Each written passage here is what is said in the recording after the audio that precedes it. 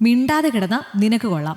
അലറിക്കരഞ്ഞ് ആരെയെങ്കിലും ഇവിടെ നടക്കുന്നത് അറിയിക്കാനാണ് നിന്റെ പുറപ്പാടെങ്കിൽ വിവരം അറിയുന്നീ. ഭാമയുടെ കവിളിൽ കുത്തിപ്പിടിച്ചുകൊണ്ട് അജയൻ പറഞ്ഞു. അജയേട്ടാ വേണ്ട, എനിക്ക് വേദനിക്കുന്നു. ഭാമ വിങ്ങിക്കരഞ്ഞു. എനിക്ക് തോന്നുമ്പോൾ അനുഭവിക്കാൻ തന്നെയാടി നിന്നെ ഇങ്ങോട്ട് കെട്ടിക്കൊണ്ട് വന്നത്. അതുകൊണ്ട് ശബ്ദം ഉണ്ടാക്കാതെ മിണ്ടാതെ കിടന്നോണം. അജയൻ അവളുടെ കവിളിൽ ആഞ്ഞു തല്ലി. അമ്മേ! ഒരു നിലവിളിയോടെ ഭാമ ബെഡിലേക്ക് വീണു. ഒരു കാട്ടുമൃഗത്തിൻ്റെ വന്യതയോടെ അജയൻ അവളുടെ മേൽ ചാടി വീണു. എന്നെ ഒന്നും ചെയ്യില്ല അജയേട്ടാ. ഞാനിന്ന് രാവിലെ പീരീഡ്സ് ആയതേ ഉള്ളൂ.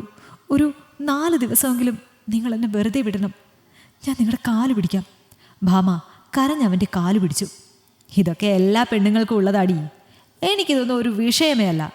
എന്തായാലും ആർത്തവ സമയത്ത് നിന്നെ ഞാൻ ഒന്ന് അനുഭവിച്ചു എന്ന് കരുതി ആകാശമൊന്നും ഇടിഞ്ഞു വീഴാൻ പോകുന്നില്ല. അത് പറഞ്ഞുകൊണ്ട് അവൻ അവളുടെ സാരി വലിച്ചഴിച്ചു. കൈകൾ മാറത്ത് പിണഞ്ഞു വെച്ച് ഭാമ പിന്നിലേക്ക് നിറങ്ങി. അവളുടെ കണ്ണുകൾ ഭയന്ന് വിറച്ചിരുന്നു. ശബ്ദം പുറത്ത് കേൾക്കാതിരിക്കാനായി അവൾ ഏങ്ങലടിക്കാൻ ശ്രമിച്ചു. അടിപ്പാവാടയിലും ബ്ലൗസിലും തനിക്ക് മുന്നിൽ വിറച്ചു നിൽക്കുന്ന അവളെ കാണവേ അവനിൽ ഈ പുരുഷൻ ഉണർന്നു. ഭാമയെ ബെഡിലേക്ക് ചേർത്ത് കിടത്തി അവൻ അവളുടെ ബാക്കി വസ്ത്രങ്ങൾ വലിച്ചൂരി. ആർത്തിയോടെ അവൻ്റെ കണ്ണുകൾ അവളുടെ നഗ്നമായ ശരീരത്തിലൂടെ പരതി നടന്നു. അജയന്റെ കരവലയത്തിൽ നിന്നും അവൾ കുതറിപ്പിടയാൻ ശ്രമിക്കവേ അവൻ കൂടുതൽ കരുത്തോടെ അവളെ അമർത്തി ഞെരിച്ചു. ആർത്തവമാണെന്ന് പോലും നോക്കാതെ ഭാമയെ അവൻ തൻ്റെ ആവശ്യങ്ങൾക്കായി ഉപയോഗിച്ചു. ഒടുവിലെല്ലാം കഴിഞ്ഞ് തളർന്നു കിതച്ച് കട്ടിലിൻ്റെ ഓരത്തായി അവൻ ബോധമില്ലാതെ കിടന്നു. കുടിച്ചിട്ടുണ്ടായിരുന്നതിനാൽ അജയൻ വളരെ വേഗം ഉറങ്ങി. ബെഡിലെ വിരിയിൽ മുഴുവൻ രക്തം പടർന്നിരുന്നു. ഭാമ വളരെ കഷ്ടപ്പെട്ട് എഴുന്നേറ്റിരുന്നു. ശേഷം ബാത്റൂമിലേക്ക് പോയി ശരീരം കഴുകി വന്നിട്ട് വസ്ത്രങ്ങൾ ധരിച്ചു. ചോര പുരണ്ട ബെഡ്ഷീറ്റും അവൾ എടുത്തുകൊണ്ടുപോയി. തൻ്റെ ദുർവിധിയോർത്ത് കരയാൻ മാത്രമേ ആ പാവം പെണ്ണിന് അപ്പോൾ സാധിച്ചുള്ളൂ. 2 ആഴ്ച ആയിട്ടേ ഉള്ളൂ അജയൻ്റെയും ഭാമയുടെയും വിവാഹം കഴിഞ്ഞിട്ട്. അച്ഛനും അമ്മയും മരിച്ചുപോയ ഭാമ ചെറിയമ്മയുടെ കൂടെയായിരുന്നു അതുവരെ നിന്നിരുന്നത്. സ്ത്രീധനം ഒന്നും വേണ്ട, പെണ്ണിനെ മാത്രം മതി എന്ന് പറഞ്ഞു വന്ന അജയൻ്റെ ആലോചന കണ്ടപ്പോൾ അവർ അവളെ അവന് കെട്ടിച്ചു കൊടുക്കുകയായിരുന്നു. കല്യാണം കഴിഞ്ഞ അന്ന് രാത്രി മുതൽ ഭാമ അവനിൽ നിന്നും ക്രൂരമായ പീഡനമാണ് അനുഭവിക്കുന്നത്. തങ്ങളുടെ ബെഡ്റൂമിൽ നടക്കുന്നത് പുറത്താരോടെങ്കിലും പറഞ്ഞാൽ അവളെ കൊന്നുകളയുമെന്ന് അജയൻ ഭീഷണിപ്പെടുത്തിയിരുന്നു. അജയനെ കൂടാതെ അജയൻ്റെ അമ്മയും പെങ്ങളുമാണ് ആ വീട്ടിലുണ്ടായിരുന്നത്. വീട്ടുകാർക്കും ബന്ധുക്കൾക്കും മുൻപിൽ അവൻ വളരെ നല്ലവനാണ്. കുടിക്കാത്ത സമയത്തും അജയൻ നല്ലവനാണ്. എന്നാൽ രാത്രി ജോലി കഴിഞ്ഞ് വരുമ്പോൾ കൂട്ടുകാരോടൊപ്പം കൂടി അവൻ എന്നും കുടിച്ചിട്ടാണ് വരുന്നത്. കുടിച്ചു കഴിഞ്ഞാൽ സെക്സിനോട് വല്ലാത്ത ആക്രാന്തമാണ് അജിക്ക്. അവൻ്റെ അതിക്രമമൊക്കെ സഹിക്കുന്നത് പാവം ഭാമയും.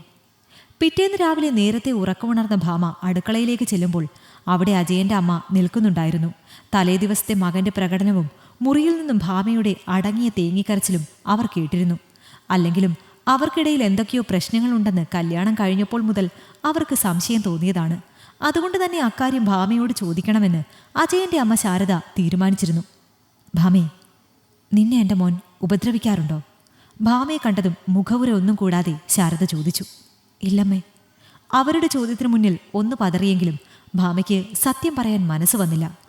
ആരോടെങ്കിലും അവൻ തന്നെ ഉപദ്രവിക്കുന്ന വിവരം പറഞ്ഞാൽ കൊന്നുകളയുമെന്ന് പറഞ്ഞ കാര്യം അവൾ പേടിയോടെ ഓർത്തു. പിന്നെ നിന്റെ കവിളിൽ എന്താ നീരിച്ചു കിടക്കുന്നത്? ഇന്നലെ നിങ്ങളുടെ മുറിയിൽ നടന്ന ബഹളമൊക്കെ ഞാൻ കേട്ടു. നീ കരയുന്നതും ഞാൻ കേട്ടിരുന്നു. നേരം വെളുത്തിട്ട് ചോദിക്കാമെന്ന് കരുതിയിരിക്കുകയായിരുന്നു. കല്യാണം കഴിഞ്ഞപ്പോൾ മുതൽ നിങ്ങൾക്കിടയിൽ എന്തൊക്കെ പ്രശ്നമുണ്ടെന്ന് എനിക്ക് സംശയമുണ്ടായിരുന്നു. എന്താ ഇന്നലെ നടന്നത്? മര്യാദയ്ക്ക് സത്യം പറഞ്ഞോ. ഞാൻ അവൻ്റെ അമ്മയാണെന്ന് വിചാരിച്ചിട്ടാണ് നീ എന്നോട് കള്ളം പറയണ്ട. കാരണം നിന്റെ പ്രായത്തിലൊരു പെണ്ണ് ഇവിടെ ഉള്ളതാണ്. നാളെ അവളും വേറൊരു വീട്ടിലേക്ക് കയറി ചെല്ലേണ്ടതാ. ശാരദയുടെ വാക്ക് കേട്ട് ഭാമ അവരെ കെട്ടിപ്പിടിച്ച് കരഞ്ഞു. കല്യാണം കഴിഞ്ഞപ്പോൾ മുതൽ എൻ്റെ സമ്മതമില്ലാതെയാണ് ആ ചേട്ടൻ എന്നെ കീഴ്പ്പെടുത്തിയിരിക്കുന്നത്. ഇന്നലെ പീരീഡ്സ് ആയതുകൊണ്ട് എന്നെ ഒന്നും ചെയ്യല്ലേ എന്ന് പറഞ്ഞതിനാണ് അടിക്കുകയും ഉപദ്രവിക്കുകയും ഒക്കെ ചെയ്തത്. 2 ആഴ്ച കൊണ്ട് തന്നെ ഞാൻ ഈ ജീവിതം മടുത്തുപോയമ്മേ. മരിക്കാനും ഭയമുള്ളത് കൊണ്ടാണ് എല്ലാം സഹിക്കുന്നത്. ഇവിടെ നിന്ന് ഇറങ്ങിയാൽ കയറി ചെല്ലാൻ എനിക്ക് വേറൊരു വീടില്ല. ഒരു ജോലി ചെയ്ത് ജീവിക്കാമെന്ന് വെച്ചാൽ ചെറിയമ്മ എന്നെ 10ാം ക്ലാസ് വരെ പോലും പഠിപ്പിച്ചിട്ടില്ല. ഞാൻ എന്ത് വിശ്വസിച്ചാ ഇവിടെ നിന്ന് ഇറങ്ങി എവിടെയെങ്കിലും പോയി നിൽക്കുക? മാനം പോകാതെ ജീവിക്കാമല്ലോ എന്ന് കരുതിയാണ് അജിയേട്ടൻ്റെ അടിയും തൊഴിയും കൊണ്ട് ഞാനിവിടെ പിടിച്ചു നിൽക്കാൻ ശ്രമിക്കുന്നത്. മരുമകളുടെ സങ്കടങ്ങൾ തൻ്റെ മകനിൽ നിന്നും അവൾ അനുഭവിച്ച ദുരിതങ്ങളൊക്കെ കേട്ട് അവർക്ക് ദേഷ്യം വന്നു. നിന്നെ തൊട്ടിട്ട് അവനിനി എണീറ്റ് നടക്കണ്ട മോളെ.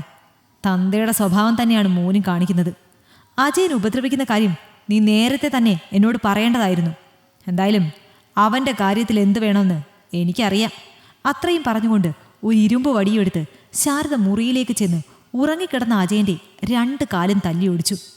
അയ്യോ അമ്മേ! ശാരദയുടെ അടികൊണ്ട് അജയൻ ഉറക്കത്തിൽ നിന്നും ഞെട്ടി ഉണർന്ന് നിലവിളിച്ചു. ഇവൻ ഇനി ഒരിക്കലും എണീറ്റ് നടക്കാൻ പാടില്ല. ആരെങ്കിലും ചോദിച്ചാൽ കുടിച്ച് ലെക്ക് കെട്ട് വന്നിട്ട് എവിടെയെങ്കിലും വീണതാണെന്ന് പറഞ്ഞാൽ മതി. പെണ്ണിൻ്റെ ദേഹത്ത് കൈവച്ചാൽ ഇതുപോലെ എന്തെങ്കിലും ശിക്ഷ അപ്പോൾ തന്നെ കൊടുത്തിരിക്കണം. ഇനി ഒരിക്കലും ഇവൻ നിന്നെ തൊടില്ല മോളെ. തൻ്റെ സങ്കടങ്ങൾ കേട്ട് എല്ലാം തൻ്റെ തെറ്റുകൊണ്ടാണെന്ന് പറഞ്ഞ് അജയൻ്റെ അമ്മ തന്നെ കുറ്റപ്പെടുത്തുമെന്നാണ് ഭാമ വിചാരിച്ചത്.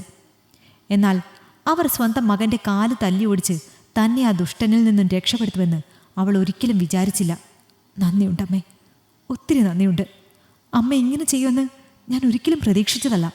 നീ അനുഭവിച്ചതിൻ്റെ അപ്പുറം ഞാൻ അനുഭവിച്ചതാണ് മോളെ. ആ തന്തയുടെ മോനല്ലേ, അതുകൊണ്ടാണ് ആ സ്വഭാവം തന്നെ കാണിച്ചത്. എന്നെപ്പോലെ നീ ഒരിക്കലും ആവാൻ പാടില്ല എന്നുള്ളത് കൊണ്ടാണ് ഇവനുള്ള ശിക്ഷ ഞാൻ തന്നെ കൊടുത്തത്. കാലൊടിഞ്ഞ് കിടന്ന കിടപ്പിൽ കിടക്കുമ്പോൾ അവൻ ചെയ്ത തെറ്റുകൾ മനസ്സിലാക്കിക്കൊള്ളും. ഇനി നിനക്ക് ഈ വീട്ടിൽ അവനെ പേടിക്കാതെ സമാധാനത്തോടെ കഴിയാം മോളെ. ശാരദ അവളുടെ തോളിൽ തട്ടി ആശ്വസിപ്പിച്ചു. താൻ അനുഭവിച്ചിരുന്ന പ്രശ്നങ്ങൾക്ക് ഇത്ര പെട്ടെന്നൊരു പരിഹാരം ലഭിക്കുമെന്ന് സ്വപ്നത്തിൽ പോലും അവൾ ചിന്തിച്ചിരുന്നില്ല. തനിക്കൊരമ്മയെ കിട്ടിയ സന്തോഷത്തിൽ അവൾ അവരെ കെട്ടിപ്പിടിച്ചു. ഈ കഥ നിങ്ങൾക്കിഷ്ടമായെങ്കിൽ ലൈക്ക് ചെയ്യൂ. നിങ്ങളുടെ അഭിപ്രായങ്ങൾ കമന്റായി രേഖപ്പെടുത്തൂ. കൂടുതൽ കഥകൾ കേൾക്കാൻ ഈ ചാനൽ സബ്സ്ക്രൈബ് ചെയ്യൂ.